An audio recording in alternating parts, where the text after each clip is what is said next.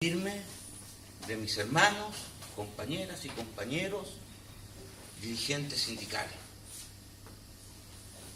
que hemos asumido la tarea de la defensa de los trabajadores, de la defensa del eslabón más débil del proceso de producción en nuestra sociedad explotadora capitalista. Cuando escuchaba la cuenta, se me venían a la imagen algunas evocaciones y decía, cuando escuchaba la cuenta, que estaban dando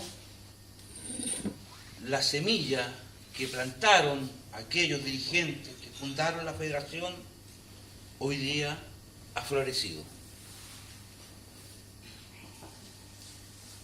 La federación ha desplegado sus alas y está volando alto.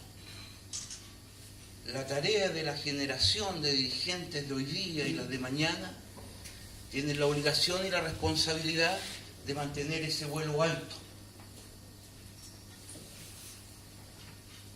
de trabajar en beneficio de nuestros representados, en beneficio de nuestra clase social, los trabajadores explotados.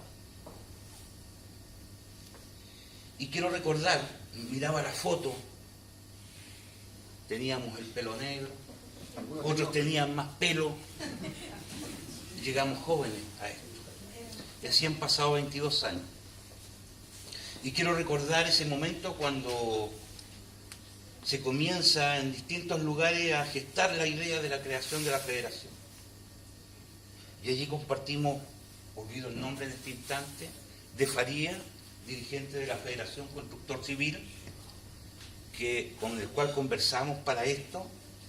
También recuerdo a Juan Antonio Garcés, del sindicato de la empresa metropolitana, un dirigente lúcido, inteligentísimo, pero que lamentablemente, yo queriéndolo mucho hasta el día de hoy, a pesar de que no conversamos, hizo opción por su carrera profesional, cuando mi juicio era hacerla por los trabajadores.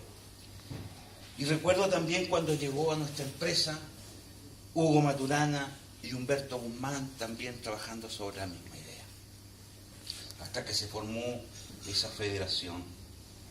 Una federación que muchas veces es incomprendida, que no es vista con la visión que se requiere, y que ha significado que durante estos 22 años ha prestado un acompañamiento y asesoría a distintos sindicatos en momentos bastante conflictivos con sus gerencias o en procesos de negociación colectiva.